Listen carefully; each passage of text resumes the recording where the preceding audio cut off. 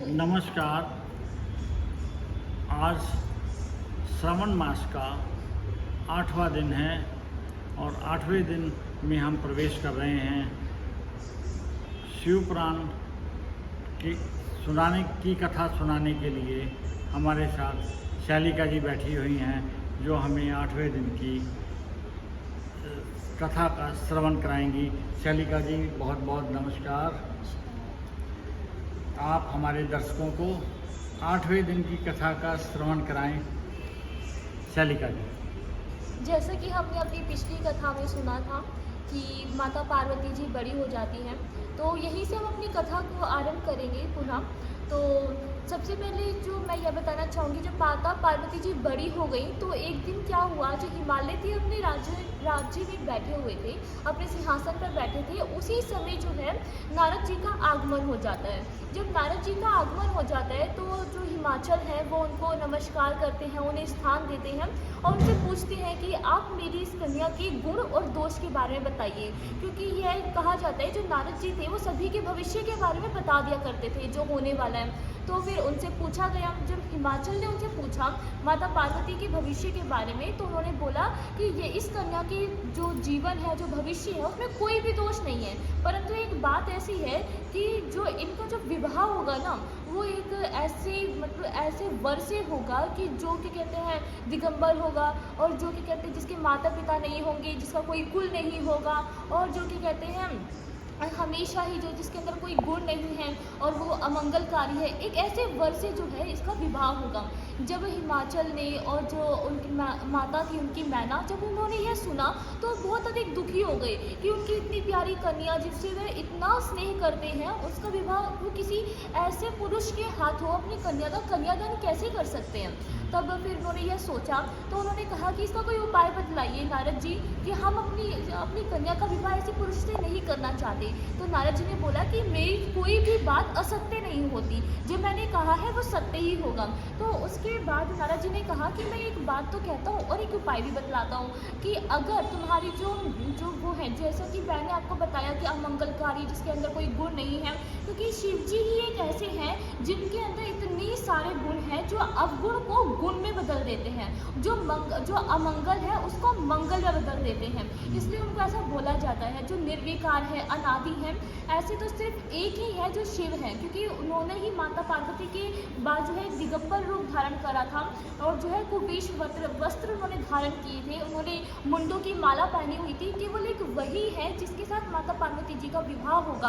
अगर उनसे विवाह हो जाता है तो माता जो है सभी का, माता पार्वती और शिव जी सभी का जो है उद्धार करेंगे, और आप जो माता पार्वती है, आपकी पुत्री का विवाह और शिव जी से होना ही आवश्यक है कि उनके साथ होगा तो सभी देवताओं के कार्य भी सिद्ध हो जाएंगे। तो उसके लिए आपकी पुत्री को जो है शिव जी की आराधना करनी होगी, उनके लिए तप करना होगा ताकि वे वर के रूप में उनको पा सके। तो उसके बाद जो नारद जी थे उन्होंने ऐसा बोला, तब जो हिमाचल थे और जो मैना थी वो अधिक प्रसन्न हुए कि उन्हें एक ऐसा वर मिल जाएगा जब शिव जी उनको वर के रूप में मिल जाएंगे, उनके जमाता के रूप में उन्हें मिल जाएंगे। और उसके बाद उन्होंने करा, फिर उसके बाद जब नारद जी चले गए तो फिर हिमाचल और मैना वहाँ पर बैठे थे। तो मैना थी ना, वो बहुत ही ज़्यादा क्या कहते हैं दुखी हो गई कि इतनी प्यारी पुत्री का विवाह हम ऐसे कैसे कर देंगे, क्योंकि वह अपनी पुत्री से बहुत अधिक स्नेह रखती थी। तो वो अपने पति गिरिराज के चरणों में जो है विलाप करते हुए कहने लगी कि हे प्रभु, मेरी पुत्री का विवाह मैं ऐसे पुरुष के साथ नहीं कराना चाहती हूँ, आप कृपा करके एक बहुत ही सुंदर वर से मेरी पुत्री का विवाह कराइए। जब मेरी पुत्री का बहुत ही सुंदर वर से विवाह हो जाएगा तो क्या कहते हैं कोई भी हमारी जो वो है कोई भी समस्या नहीं आएगी और हमारी पुत्री हमेशा जो है सुखपूर्वक एक जीवन व्यतीत करेगी। उसके बाद हिमाचल ने कहा कि देवी, इस बात से तो आप भी परिचित हैं कि नारद जी की बात कभी भी असत्य नहीं होती। जब उन्होंने कहा और यह भी कहा कि ये शिव जी हैं, और शिव जी तो तुम्हें पता ही है जिनकी ब्रह्म आदि जो ब्रह्मा है, विष्णु जी हैं, सभी देवताओं की पूजा करते हैं, तो शिव जी से अच्छा कौन हो सकता है हमारी पुत्री के लिए। इसलिए जो है शिव जी के साथ उन्होंने कहा कि शिव जी ही हमारी पुत्री के लिए बहुत अच्छे वर के रूप में होंगे। तो इस बात को सुनकर मैना को थोड़ा संतोष हुआ और वह प्रसन्न होकर गई, और उनसे हिमाचल ने यह भी बोला था कि अपनी पुत्री को समझाओ कि वह शिव जी को वर के रूप में प्राप्त करना चाहती है तो तप करे। तप करने के लिए उनकी उम्र भी हो गई है, तो आप उनको वहाँ पर भेज दो, वन में भेज दो, ताकि वो कर सके। और माता तो स्नेही में थी, जब वह अपनी पुत्री के पास गई, माता पार्वती के पास गई, तो उनसे वो शब्द नहीं बोले गए कि मैं अपनी पुत्री को अपनी आंखों से कैसे दूर कर दूं, कैसे मैं उनको वन में भेज दूं तब के लिए, क्योंकि माता का हृदय ही ऐसा है, उनकी बहुत ममता थी उनके प्रति। तो फिर जो है माता पार्वती जी उनकी मन की व्यथा समझ गई थी। माता पार्वती ने कहा कि माता, मैंने एक स्वप्न देखा है, मैंने स्वप्न देखा है, एक बहुत ही ब्रह्मादि के जो थे ऋषि थे, उन्होंने मुझसे कहा है कि मैं तप करूं और शिव जी को वर के रूप में प्राप्त कर लूं। तो अब माता को बड़ा आश्चर्य हुआ कि ऐसा स्वप्न आया है, तो उन्होंने गिरिराज को बुलाया, गिरिराज को बताया कि ऐसे ऐसे आपकी पुत्री ने यह स्वप्न देखा है। तो गिरिराज ने बोला कि स्वप्न तो मैंने भी देखा है देवी, मैंने यह स्वप्न देखा है कि हमारे राज्य में एक जो है साधु आएंगे और वो तपस्या करेंगे, बहुत ही कठिन तप करेंगे। और मैंने कहा, और मैंने अपनी जो पुत्री है उनको उसको उनकी सेवा में लगा दिया था।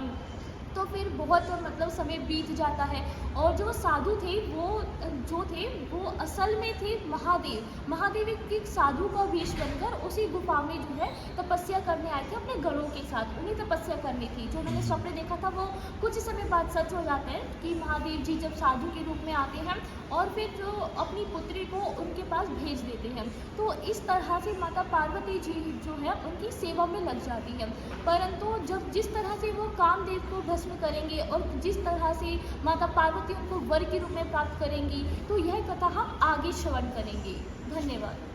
हर हर महादेव। बहुत बहुत धन्यवाद शैलिका जी, आपने हमारे दर्शकों को 8वें दिन की कथा का बड़ी अच्छी तरह से श्रवण कराया। भगवान शिव की कृपा आपके और आपके परिवार पर और हमारे सभी दर्शकों के ऊपर असीम कृपा बनी रहे। इन्हीं शब्दों के साथ हर हर महादेव, जय श्री राम।